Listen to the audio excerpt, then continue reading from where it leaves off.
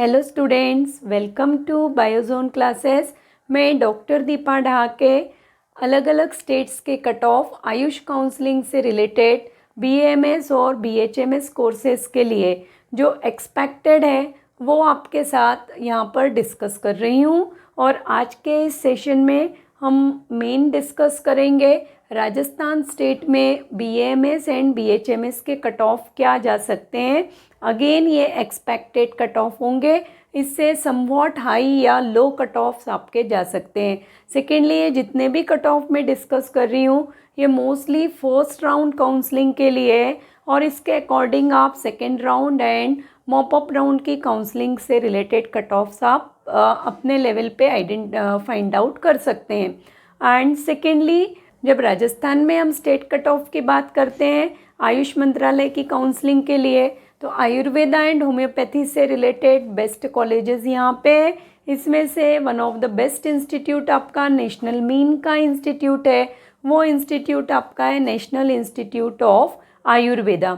यहाँ पर आप कोशिश करिए, अगर आपका कट ऑफ 500 प्लस है तो आप ऑल इंडिया काउंसलिंग से इसमें आप पार्टिसिपेट कर सकते हैं और नेशनल इंस्टीट्यूट ऑफ आयुर्वेदा में अपना एडमिशन करवा सकते हैं। आज हम केवल स्टेट कोटा के लिए बात कर रहे हैं और स्टेट कट ऑफ्स के लिए बात कर रहे हैं। उसके पहले हम सबसे देखेंगे कि कितने आपके बेस्ट इंस्टीट्यूट्स हैं राजस्थान में जो गवर्नमेंट कैटेगरी में है आयुर्वेदा के लिए। फर्स्ट आपका है doctor Sarvepalli Radhakrishnan Rajasthan university Jodhpur.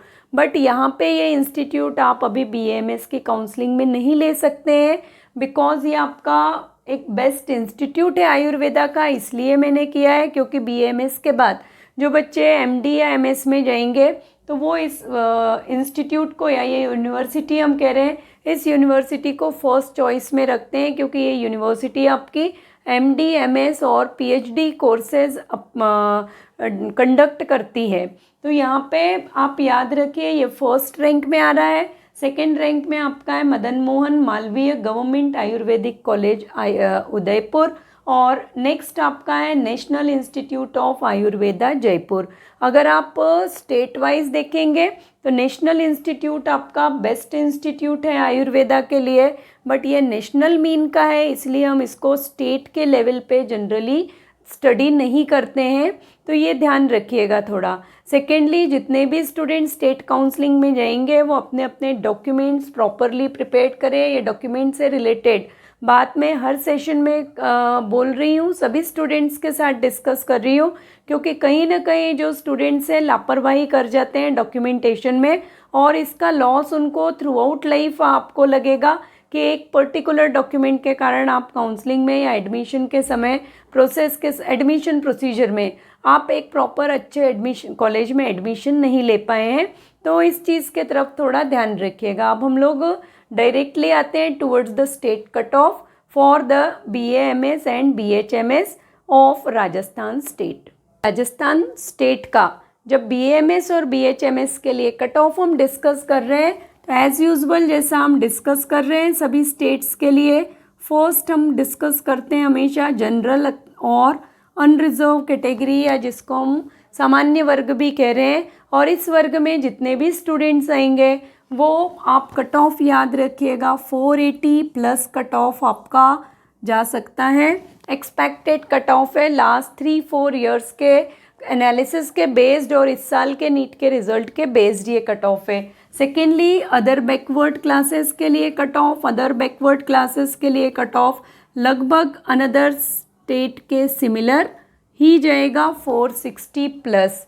SC के लिए अगर हम कट ऑफ देखते हैं तो एससी के लिए देखिएगा कट ऑफ लगभग 360, 350 या 360 के बीच में आपका आएगा। और फिर हम आते हैं एसटी की कट ऑफ की तरफ। एसटी का कट ऑफ आप देखिएगा यहाँ पे एसटी का कट ऑफ अपना जा सकता है 280 प्लस। तो ये आपका एक जनरल प्रेडिक्शन है। एवरी सेशन में एवरी स्टेट के जो वीडियोस मैं अपलोड कर रही हूँ सभी में ये कह रही हूँ कि डेडलाइन नहीं है ये कि बस इतना अगर आपका है तभी या इसके ऊपर है तभी आपको एडमिशन मिलेगा, ऐसा कुछ नहीं है।